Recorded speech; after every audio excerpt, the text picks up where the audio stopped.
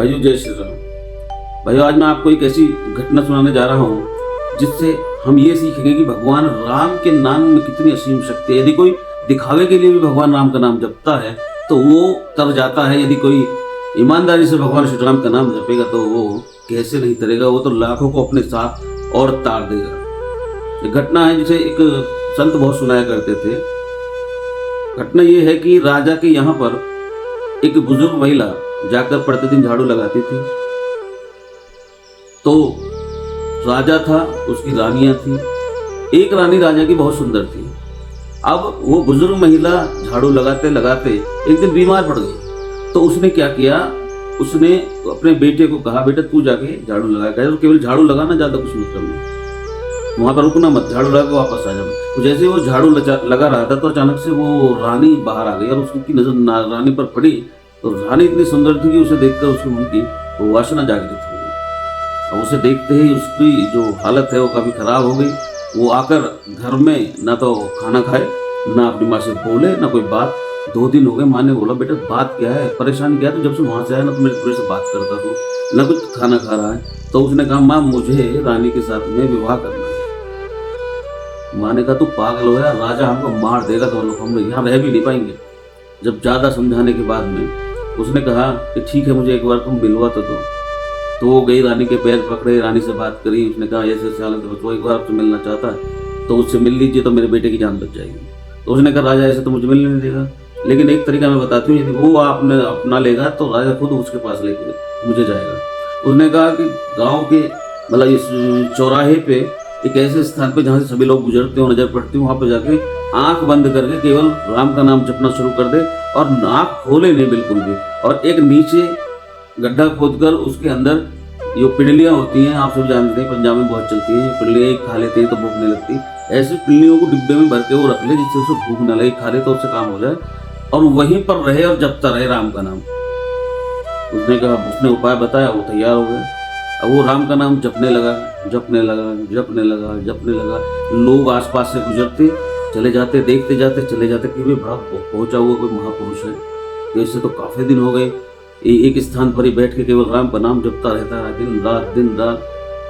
अब एक दिन क्या होता है कि अचानक से राजा की नजर उस पर पड़ती है। तो राजा को पता लगता है कि ये बहुत बड़े पहुंचे हुए संत हैं, इन्होंने काफी दिन से आंखें भी नहीं खोली हैं, किसी को ये देखते नहीं है, सिर्फ राम के नाम की धुनी लगा के बैठे हैं, राम का नाम का जप कर रहे हैं। राजा उतरे, राजा ने प्रणाम किया, साष्टांग प्रणाम किया।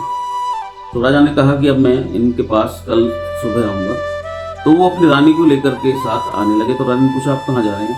तो उनका ऐसे ऐसे एक साधु बड़े संत हैं और वो उनको पिछले काफ़ी दिन हो गए हैं, उन्होंने अपनी आंखें नहीं खोली हैं और उनके दर्शन करोगी तो बड़ा सौभाग्य है और बड़ी कृपा मिलेगी। अब रानी अंदर ही अंदर हंस रही थी कि मैंने तो बताया है, मुझे जाकर देखो राजा मिलवा रहे हैं, यही मैंने तो बताया था। उसको राम का नाम जपते जपते जपते जपते राम के नाम में रस आना शुरू हो गया। और जब राम के नाम में रस आना यदि शुरू हो जाए तो दुनिया के सारे रस पीछे पड़ जाते हैं। वो रस है राम के नाम का कि जो वासना का जो रस है, यदि उसमें हमारे माइंड के अंदर 72 हैप्पी हार्मोन्स जनरेट होते हैं तो उसके कई हजार गुना राम के नाम के रस में हमें आनंद मिलता है। अब आप अंदाजा लगा लीजिए। तो वो रानी आई, अब उसको सुर्त लग गई उसकी भगवान से राम के चरणों में, वो तो समाधि में लीन। अब वो आया, क्या नाम है, राजा आया। राजा ने अपने सारे जो देना दाना था उसको खूब हीरे रख लिए, जवाहरात रख लिए, वो न खोले, यहाँ कुछ भी नहीं। फिर राजा ने बोला, ये चलो हमने तो दर्शन कर लिए। रानी से कहा कि तू भी कर ले दर्शन। अब वो कहती है रानी के, उठ खड़ा हो, मैं आ गई हूँ, देख ले भाई, तू जो बात करनी कर, जल्दी कर। वो उसे पता ही नहीं कुछ, वो तो राम के नाम में लगा हुआ। बहुत देर हो गई करते करते। उसने कहा, तू आँख खोल, मैंने तो तुझे बताया था, तू क्या कर रहा है, फिर परेशानी हो जाएगी, राजा को पता लग जाएगा, जल्दी खोल, आँख खोल, तुझे जो कहना है बता, मैं फिर चली जाऊंगी। तो उसकी तो आँख बंद है, वो तो आनंद में है राम नाम की धुन में। जब उसे ज्यादा गुस्सा आया रानी को, उसने कह दिया, मैं शोर मचा दूंगी और सबको बता दूंगी। तो एकदम उठा और उठते ही उसके चरणों में गिर पड़ा कि माते तुम मेरी गुरु हो, तुमने मेरी जिंदगी बदल दी। और वो रानी हैरान, मैंने क्या कर दिया? तो मुझे वो मिल गया जो कई हजार जन्मों के बाद में भी शायद किसी को मिलता, बड़े पुण्य से मिलता है। अब मुझे आपके ये दर्शन केवल एक देवी के रूप में हो रहे हैं और मैं अब बस अपने इसी राम के नाम में लीन रहना चाहता हूँ। धन्यवाद। चलिए, तो ये कहने का मतलब है कि भगवान राम के नाम में एक उसने झूठे के लिए, एक प्रपंच के लिए, एक ढोंग के लिए शुरू किया था। लेकिन भाई दवाई तो दवाई होती है ना, राम का नाम एक औषधि है।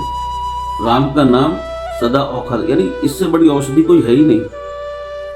अब दवाई जब खाएगा तो उसका असर तो होगा, आनंद आने लगा धीरे धीरे।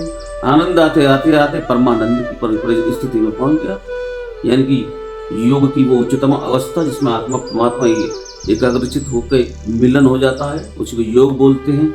वो आध्यात्मिक परम मतलब जो उच्चतम स्टेज है वो होती है जहाँ पर जीवन मुक्त अवस्था, यानी जीते जी भी हम अपने शरीर से, हमारी आत्मा परमात्मा में जुड़ी हुई है। हम कहीं भी हैं, भीड़ में हैं, बाहर हैं, अंदर हैं, कहीं, लेकिन हमारे भगवान राम के नाम से हमें रसोट जुड़ी रहे, वो अवस्था उसको प्राप्त हुई।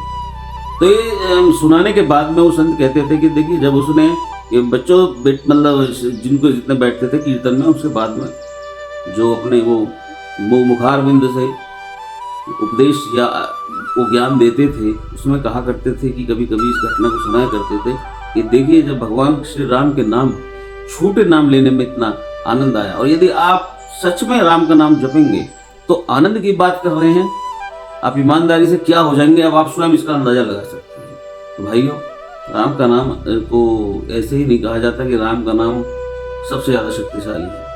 राम का नाम ऐसा नहीं है कि राम का नाम आज ही है, राम जी के पहले भी था, उससे पहले भी, जब से ये शुरुआत हुई है, यहाँ तक कि भगवान शिव भी राम का नाम का ही जप करते हैं। ये घटना मैं किसी और दिन सुनाऊंगा। काशी की घटना है, लोग कहते हैं कि काशी में हमको वो प्राप्त होती है, क्या नाम है, वहाँ पे मरने वाले को भगवान शिव लोक में ले जाते हैं। तो ये घटना है, इसमें भी राम जी का ही नाम, राम के नाम की ही महत्ता है, वो मैं आपको बताऊंगा बाद में। भैया, यदि कोई त्रुटि हो भगवान श्री राम के नाम के जप में मेरे से हुई तो मुझे क्षमा करना। बहुत दिनों के बाद आज मैंने ये राम का नाम का सभी का गुणगान किया है। मैं अब कोशिश कर रहा हूँ कि देखिए, राजनीति तो बेकार होगी। मैं आपको कोई दीन, किसी का कहते ना, किसी का ना तो कोई दीन रहा ना कोई ईमान रहा, समाज को बांटना, लड़ाना, ये वो कुछ नहीं है। किसी के ऊपर भरोसा नहीं किया जा सकता, इसलिए वो तो बेकार है। मैंने वो तो त्याग दिया। अब तो मैं भगवान राम का नाम जपाऊंगा। आपको नाम जो भी मुझे जानकारी थोड़ी बहुत है आपको बताऊंगा। बस, जय श्री राम, जय श्री राम।